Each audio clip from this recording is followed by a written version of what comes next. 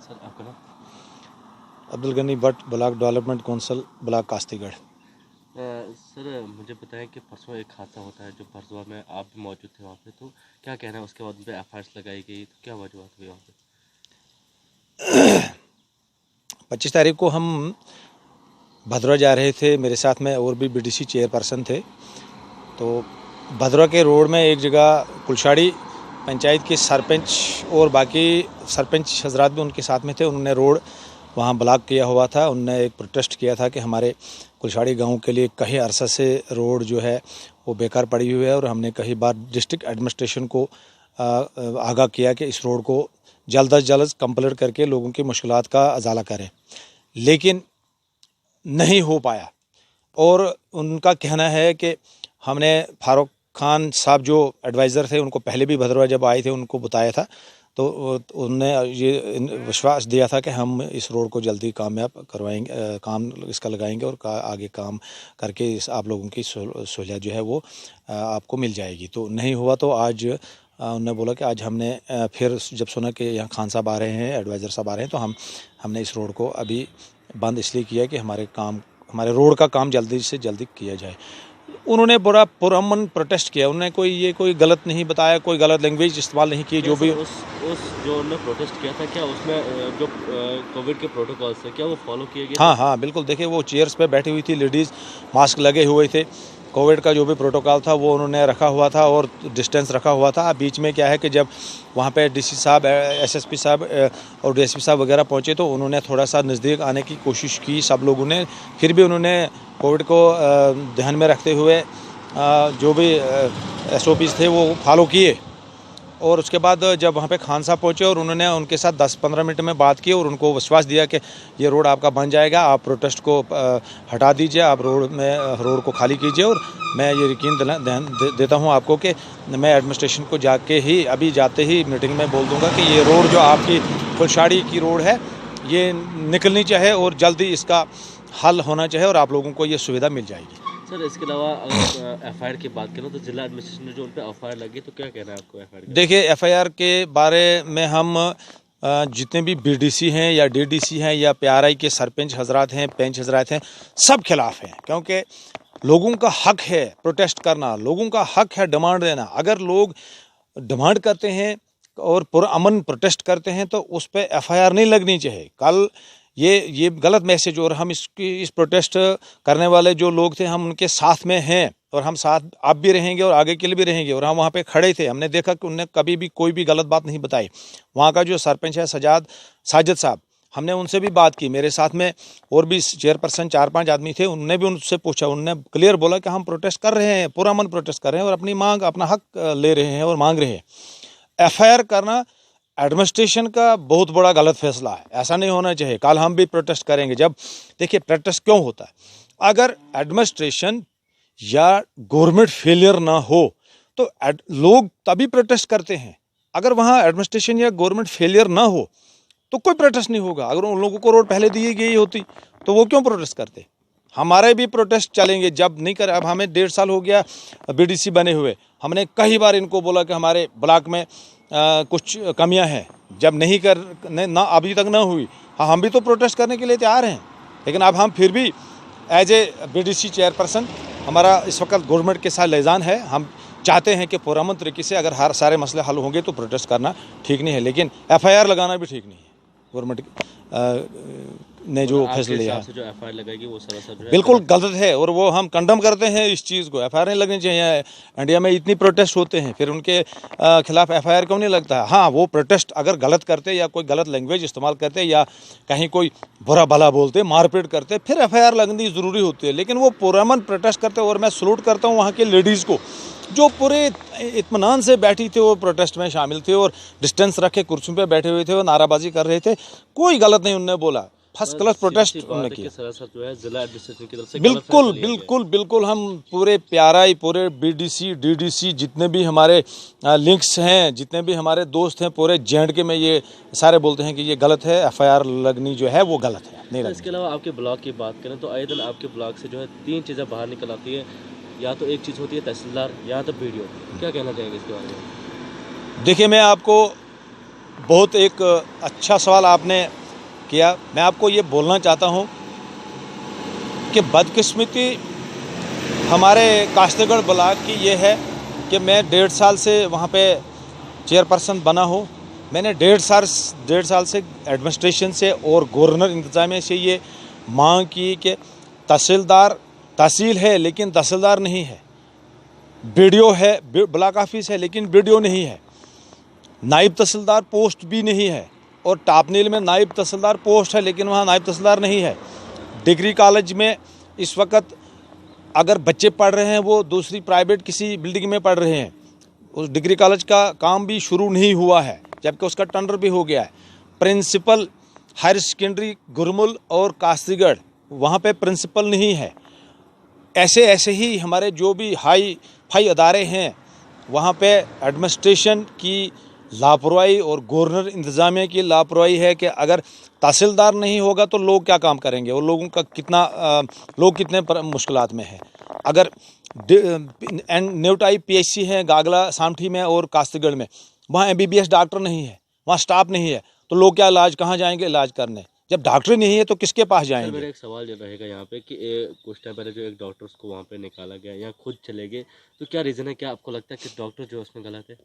नहीं, देखिए मैं डॉक्टर को गलत नहीं समझूंगा, लेकिन अगर उसमें कुछ न कुछ कोताही थी, उसने कुछ गलती की थी तो तभी वहाँ डीडीसी जो मैडम है उसने वहाँ पे जाके उसको पूछा और उन्होंने क्या किया क्या नहीं किया। लेकिन मुझे उसके पहले भी शिकायत आई थी कि डॉक्टर साहब यहाँ पे तो हैं, लेकिन वो एक सवाल रहेगा मेरे यहाँ पे, एक आम जो बंदा जो है या सोशल एक्टिविस्ट जो भी हो, एक आम बंदा जो है अंदर जाके जो है एक गवर्नमेंट ऑफिस का रजिस्टर चेक करता है जिसके पावर से बीडीसी चेयरपर्सन और डीडीसी काउंसलर को दी गई, तो क्या किस हद तक ये सही है सर? नहीं, देखिए वो अगर उन्होंने गलत किया होगा तो उनके खिलाफ उन्होंने एफआईआर तो काटा ना। अगर कोई सोशल एक्टिविस्ट है या कोई भी है वो तो ऐसा नहीं कर सकता है कि किसी का रजिस्टर या गवर्नमेंट के इदारे में जाके अंदर हाजिरी चेक करे। वो तो डीडीसी मैडम जो थी उसने चेक किया है, उसके साथ में वहाँ पे फोर्स भी थी, लेकिन मुझे नहीं पता कि उन्होंने क्या किया क्या नहीं किया। लेकिन मैं ये समझता हूँ कि जो कुछ भी हुआ वो किसी हद तक ठीक नहीं हुआ,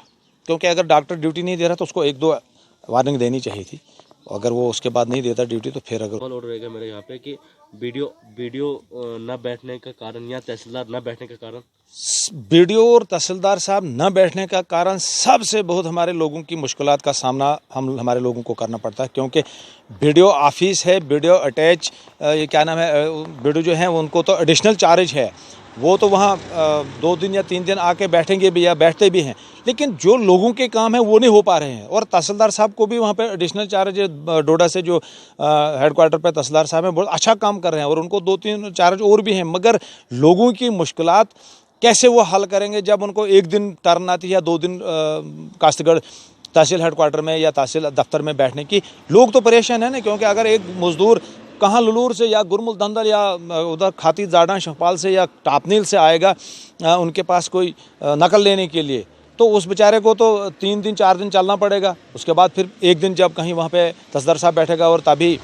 उसका वो नकल उसको मिलेगी, उसमें साइन हो गए, या कहीं परमिशन बनाने के लिए लोग आते हैं माल मशीन लेने के लिए, ऊपर दहार पे जाने के लिए, वो लोग इस वक्त परेशान है। तो इसलिए प्रॉब्लम बताई जाती है कि इनका सब चीज़ों का रीज़न जो है ना बैठने का है वो है नेटवर्क की प्रॉब्लम। क्या नेटवर्क की प्रॉब्लम? नहीं, ऐसा नहीं। देखिए जब नेटवर्क चल रहा था, 2G चल रहा था, उस वक्त प्रॉब्लम थी, लेकिन इस वक्त 4G चल रहा है, इस वक्त नेट की कोई प्रॉब्लम नहीं है। क्या नेटवर्क कास्तीगढ़ में किसी भी नेटवर्क की प्रॉब्लम जिस तरह से बता रहे हैं इंटरव्यू में देखने को मिलता है, लोग भी कहते हैं कि नेटवर्क की काफ़ी सारी प्रॉब्लम? देखिए कुछ जगहें ऐसी हैं जैसे हमारा बीडीओ ऑफिस है या मैं जहाँ पे बैठता हूँ चेयर पर्सन ऑफिस जो है हमारा बीडीसी का, वहाँ अंदर नेटवर्क नहीं है, लेकिन बाहर निकलो नेटवर्क ठीक है, मार्केट में आओ नेटवर्क ठीक है, बाकी अप डाउन जहाँ भी चले वहाँ नेटवर्क ठीक है। क्या रेवेन्यू डिपार्टमेंट्स की बिल्डिंग जो होती है, रेवेन्यू डिपार्टमेंट या तहसील ऑफिस की बात करें, डिग्री कॉलेज की बात करें, तो उनकी बहुत सारी कंप्लेंट्स आ रही, क्या कहना चाहिए? नहीं, वो कंप्लेंट इसीलिए है कि जब तहसीलदार साहब वहाँ बैठते नहीं हैं फुल टाइम, तहसीलदार होता तो वो बैठता,